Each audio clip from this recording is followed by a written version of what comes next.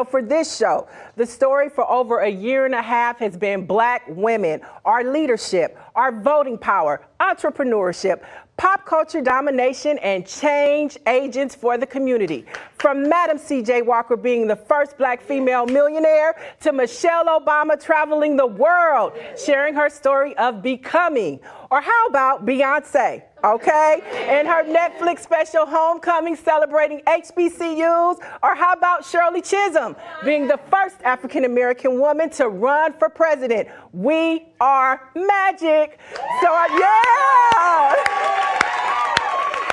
Okay, so I thought since this is Fox Noir LA, why not call some of the most influential Black girl magic agents of change to come into the studio today. So now, for those of you who are tuning in, I want you to be a part of the conversation. The number's on the screen. Start calling up. I want to know, what does Black girl magic mean to you? Fellas, we want to hear from you too, because some of us are single and we might need some tips, okay?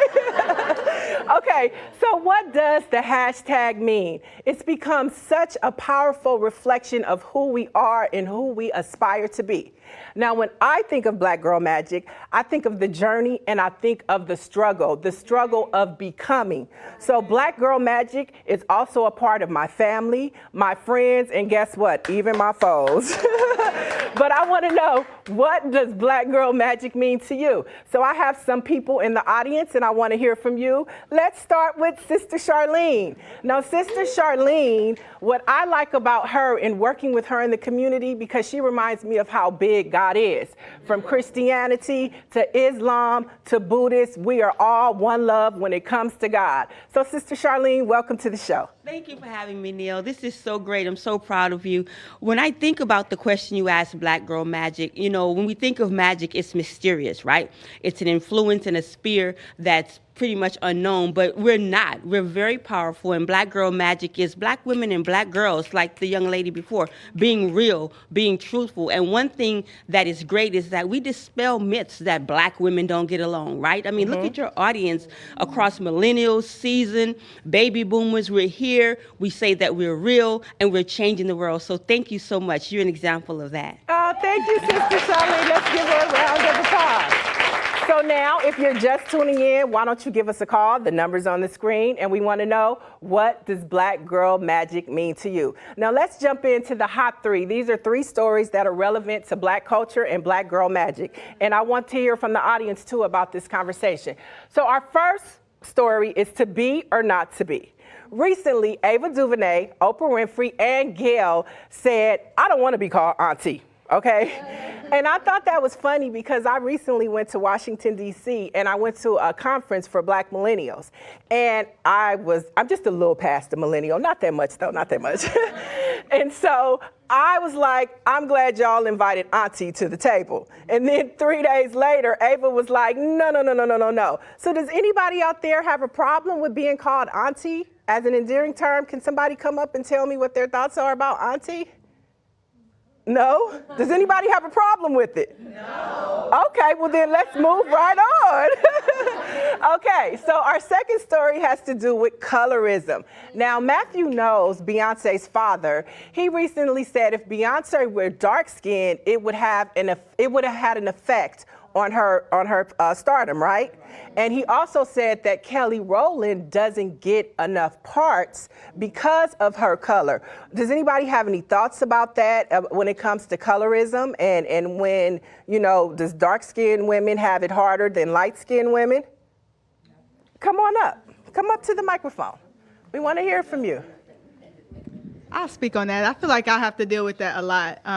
But it's interesting, like we talk about colorism and the Black community and the white community, you know, but it exists a lot. Like for someone like my skin complexion, I'm like in between. So I'm not fully accepted in the Black community, and I'm dang sure not accepted in the white community. Wow. You start talking, they like, wait a minute, like, you know.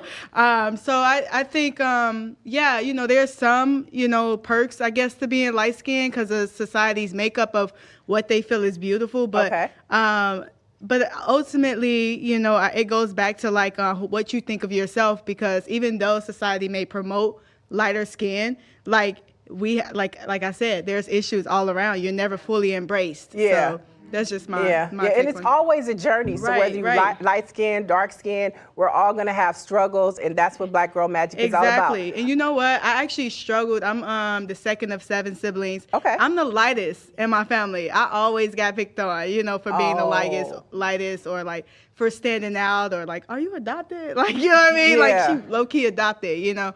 So it's just depend. Everyone has their journey, you know, of what beauty is gonna look like to them. And you know, and even though society embraces lighter skin, like we still have our struggles as well, just as much. Well, you know. stand in your Black Girl Magic with those I beautiful feel- freckles, I appreciate that. and I you appreciate do you. Okay, we have a caller right now. We have Leah on the phone. What's happening, Leah? Hi, Niele. Hi. How are you? Finding you. Welcome to the show. What does Black Girl Magic mean to you? Everything. It most certainly defines everything that I do, say, how I move, issues that I work on. It affects everybody around me, whether they're aware of it or not. Okay, well, that's what Black Girl Magic means to her. All right, I want to hear from somebody else in the audience. What does Black Girl Magic mean to you? All right.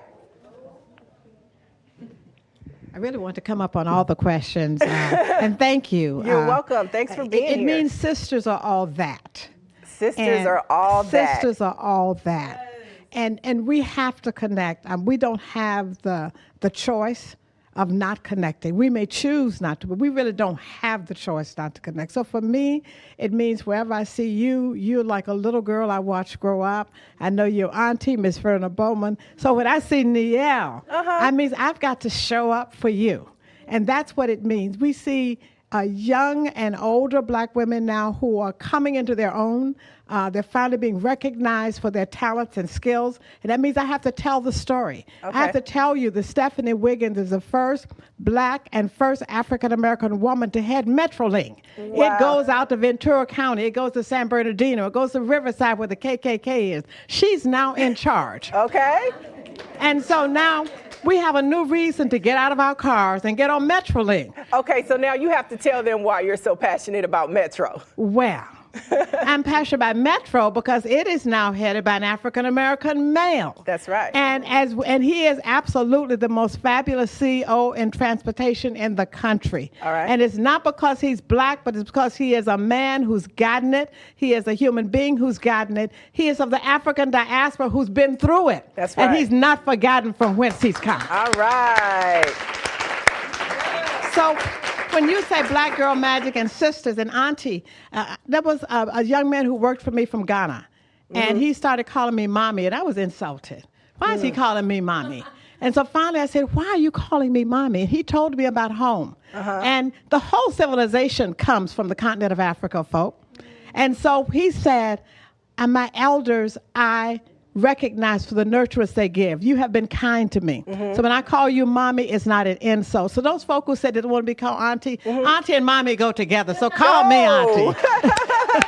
Okay, so I want to bring somebody else up. Now, this woman wrote a book called I Was There. Come on to the mic, Linda J. Now, I don't know how Linda J does it, but she was at Ferguson, she was at Stanford, she was there in Florida with the voting recount. She was even at the courthouse when the murderer of Nipsey Hussle was arraigned. I don't know how she does it, but let's give it up for the author of I Was There, Linda J.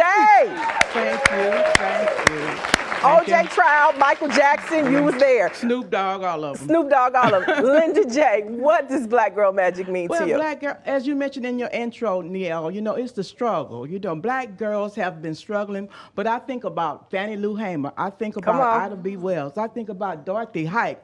It's just so many people that were pioneers that came before us. And I think about how Black girls, when you think about our hair and our talent, you know, see all these different styles. We had dreads, we have locks. locks, we have cornrows, braids, We have everything. braids.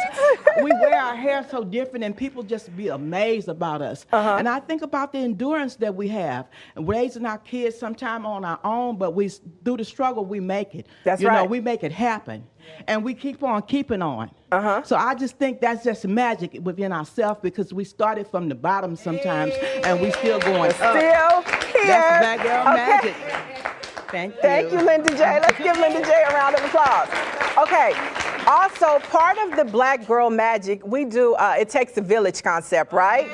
Okay, so when I said I had this going on, the village called. So Christina, why don't you come on up to the mic?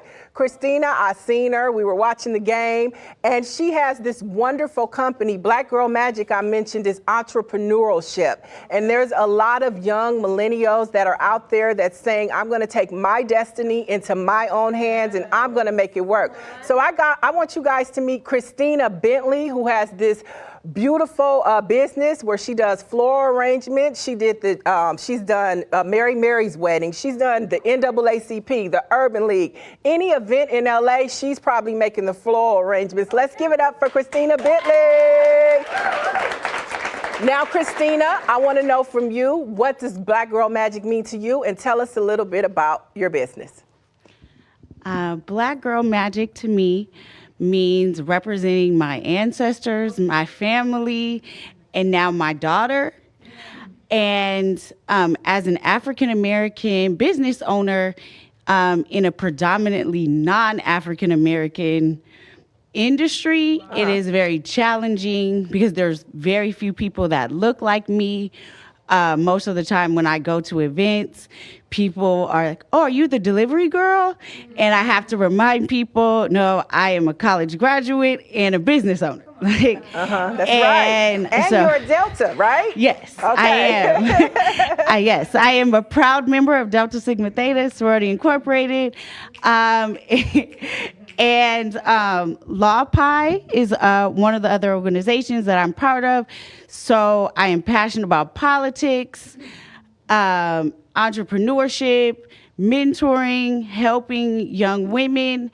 And I think that's what our responsibility is through Black Girl Magic, is reaching out and helping each other. And as you said, working together as a village to continue to create magic. Now, why don't you give yourself a shameless plug and tell us more about your business real quick, website, something like that. Okay.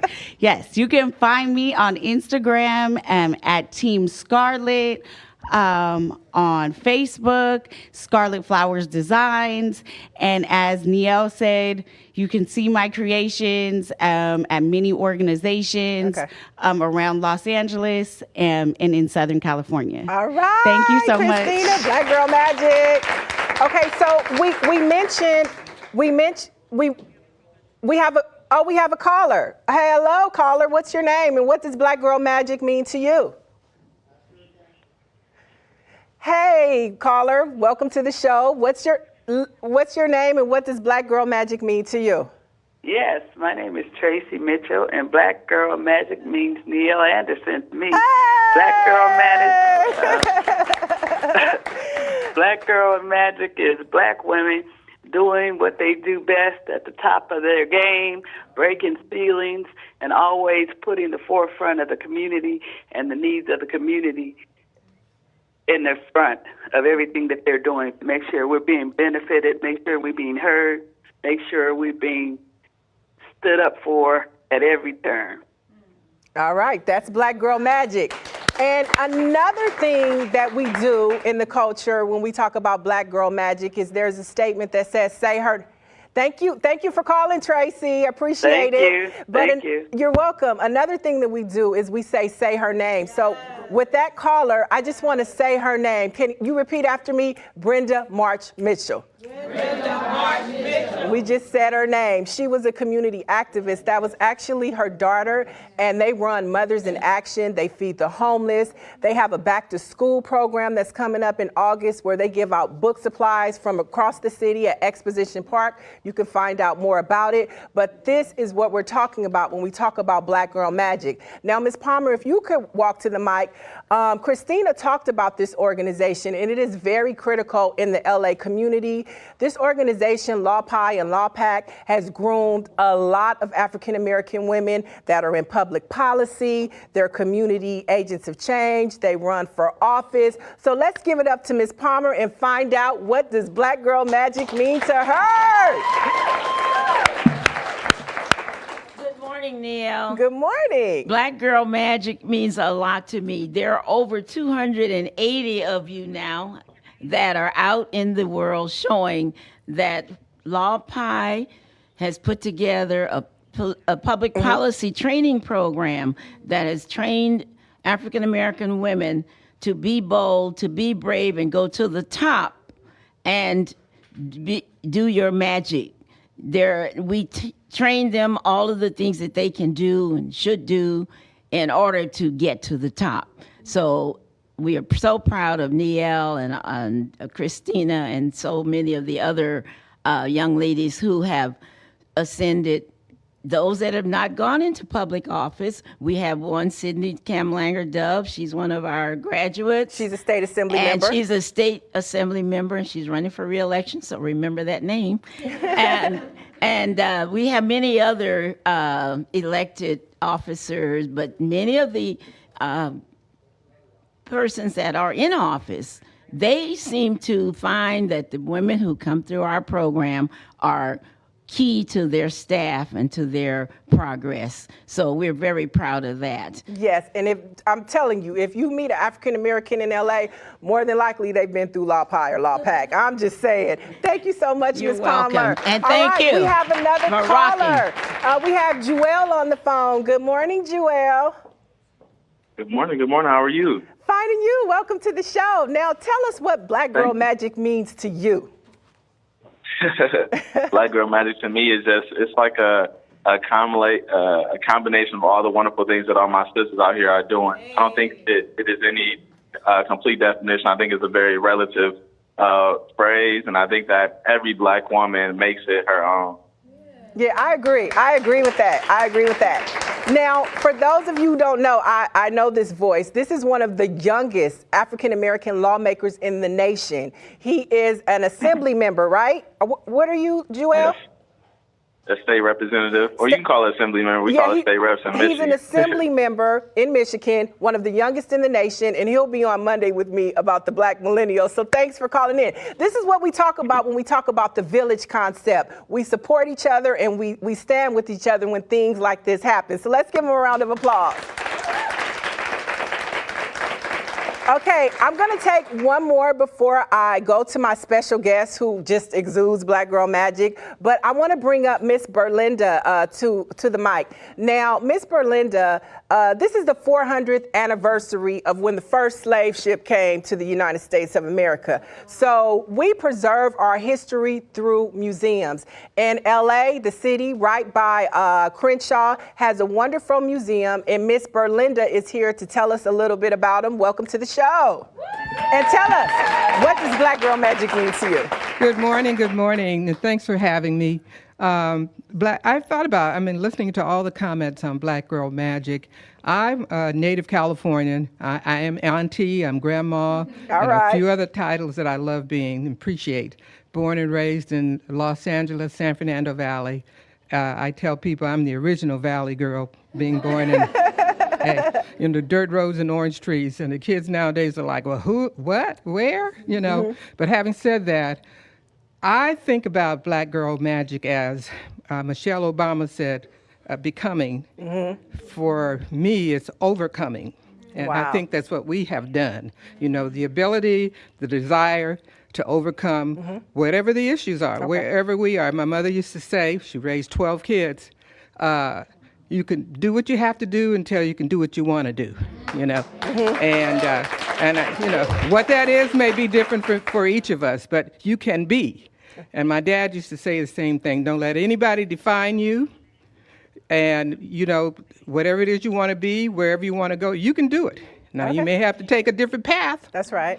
But you can do it. All right. Long story short, I had 45 years in corporate America. And was blessed enough to have achieved a few things that was not expected of a woman of color. The first in a lot of areas. And having left corporate America, I got involved with the arts and culture. Didn't even know. I mean, I really didn't have a path or desire to necessarily move that direction, but my folks always said you want to preserve the culture. You want to tell the stories. That's right. You want to support. You want people to know who you are, who they are, and you want to preserve it and tell the stories because that's history for us. That's culture for us. So now you're preserving the history. Talk just for a few minutes about Destination Crenshaw. What is Destination Crenshaw here in LA?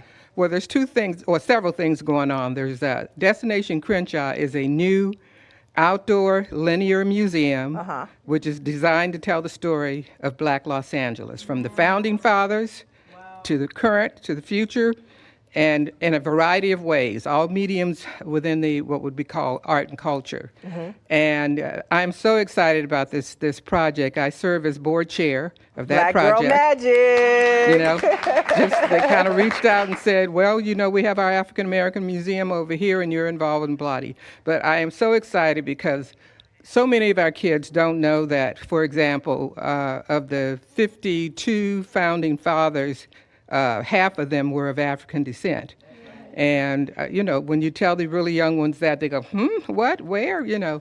So Destination Crenshaw is underway now. We're in the planning. Matter of fact, when I leave here, I'll be going to a meeting with Destination Crenshaw Planning Committee. But stay tuned to that because it's underway. Designers, we're using predominantly Black designers every step of the way. And it's going to be so magical. It'll be from Slauson to about Lamert Park, about a mile and some change. All kinds of parks and mediums for enjoying, learning, knowing about our history and culture, and our contribution not just to Los Angeles, but to world culture. Thank you so much for being here. Okay, on the phone right now, I have a very special caller. She is the executive director of Higher Heights. I'm going to let her tell you about the organization, and our special guest is affiliated with it. So you're going to hear more about that too. But joining us right now is executive director of Higher Heights. Let's give it up for Glenda Carr. Hi, Glenda. Thanks for calling in. No, thanks for having us this morning. Now, where are you at right now? Don't kill me. I'm actually in LA. Oh, you're in LA. You should have been here. I didn't know. But I just love Higher Heights. It's such a great organization. Can you tell us what Higher Heights is all about? Sure. Higher Heights for America is a organization building the political home for Black women from the voting booth to elected office. So our work is connecting Black women across this country so that we can harness our collective political power. Ultimately, we want our return, our voting investment, right? And we are asking and claiming that in two forms, that we want to see policies implemented that affect our communities. We want economically stable, healthy, safe communities. And frankly, on the 50th anniversary of Shirley Chisholm's being sworn into Congress as the first Black woman to serve in that body, we want to see a representative democracy. And that is ensuring that Black women have seats at decision-making tables. So although we celebrate all of the amazing gains for Black women who have stepped off the sidelines to run for office, we have the largest number of Black women serving in Congress this year. We sent 5 new Black women. So although we celebrate those gains, Black women are only 4.1% of the body of Congress. We are almost 8% of the population. So there's still no parity. We are excited about the possibilities that exist in 2019 and 2020 for more Black women to run. There has never been a Black woman elected to serve as governor. Stacey Abrams, in all intents and purposes, is the governor of Georgia. Although she's not seated, she ran a historic run in 2018. And we have a Black woman running for president in 2020 and is considered a front runner. So we celebrate all the Black girl magic at the polls and on the ballot, but we need your support and your engagement. So join our community so that you can be a member of this growing network of Black women and our allies Senator Holly Mitchell was one of our first founding members of the organization, and her support to amplify the organization and connect us to women in LA and across this country has created this moment for Black women. All right. So before we let you go, you're doing some phenomenal things. So I want you to touch on briefly and quickly. I want you to talk about the Diana Ross T-shirt campaign and your brunch series that you're doing. Great. Yes. So Mina Harris, who is the founder of the Phenomenal Woman campaign, reached out to us and wanted to have her newest campaign support Higher Heights, and it is the I'm Gonna Win campaign. Have you guys seen the T-shirt? Have you guys seen the T-shirt? I'm gonna win. Everybody's wearing them. Everybody. Okay, and it's for Diana Ross. So, okay, go ahead, Glenda. So Diana Ross wore that shirt back, I believe, in the late '60s, early '80s, playing tennis. And so for her 75th birthday, Mina Harris teamed up with Tracy Ellis Ross to honor her mother. 75th birthday with this commemorative shirt of I'm Gonna Win. And I think for every Black woman across this country, that shirt allows you to interpret how you're gonna win. For Higher Heights, Black women are gonna win on the ballot in 2019. In 2020, we're gonna win as voters, we're gonna win as Black women. And so we're excited about that campaign. All right. So we invite you to join us. All right, Glenda, we're running out of time, but we definitely want to have you back. I thank you so much for calling in. And now I'm going to go to somebody that you know very well. She is our special Black Girl Magic guest. She is the chair of the California State Budget Committee. Please welcome California State Senator Holly Mitchell.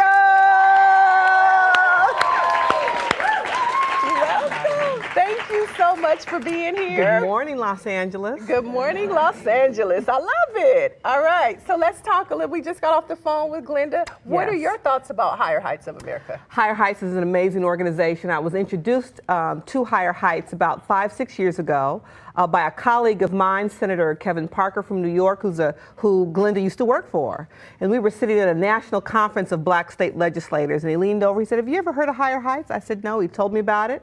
I reached out to Glenda. I've partnered with Law Pi and Law Pac and Assemblymember Kamlager Dove, and we hosted a salon here to really kind of broaden and expand the knowledge base about why it's important to empower every elected body across this country by electing Black women. Wow, all right. So I want to talk to you about, we could talk about politics all day long, but I want to talk about what drives you and how did you get to be a senator? What drove that passion? So the Black Girl Magic question that you've been asking, perfect example.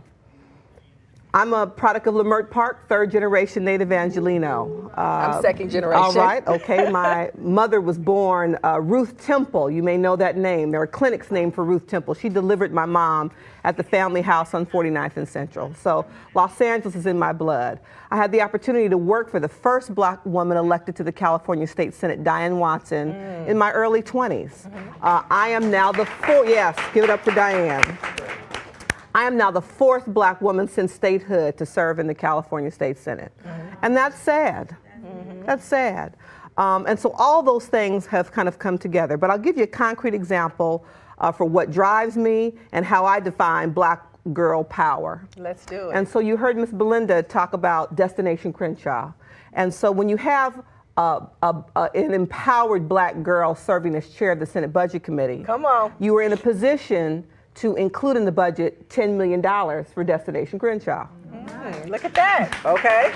That's power. When you have an empowered Black girl chairing the Budget Committee, you have the opportunity to direct state dollars to institutions and programs that benefit our community. So the Ralph Bunche Institute at UCLA, Charles Drew University, Cal State Dominguez and their Merv Dymally Institute, California African American Museum. And so I'm proud to be a product of Leimert Park and to flex my Black girl power and muscle unapologetically to bring resources to the community. So Ms. Belinda, you go write a letter to the governor telling him to sign the budget as is. so that $10 million can come straight to Destination Crenshaw. How about that? Did you guys see that? that? Did you see that? Okay, so now we're talking about Black Girl Magic, and a lot of the magic has to do with how we wear our hair, things we do. Now tell us about the Crown Act. What is that all about? It's trending. It's now national conversation, it is. but it's right here in California. Tell us about the Crown Act. Senate Bill 188, known as the Crown Act, is a bill that I introduced, and it occurred to me that it made sense that I be the one to carry the bill. There's been a national trend for decades. If you think back to the 80s when black women who were wearing braids in the banking industry and the airline industry were losing their jobs. Every lawsuit that has made it to the U.S. Supreme Court has ruled in favor of the employer. We all saw that video this past December when that young wrestler was attacked viciously when his locks were cut off. And we all have young girls, like that beautiful young girl that was on the segment before, with her braids, talking about being bullied. And I have begun to receive letters from young girls and parents from across the country where they've been sent home, told that their hair was unruly or unkempt.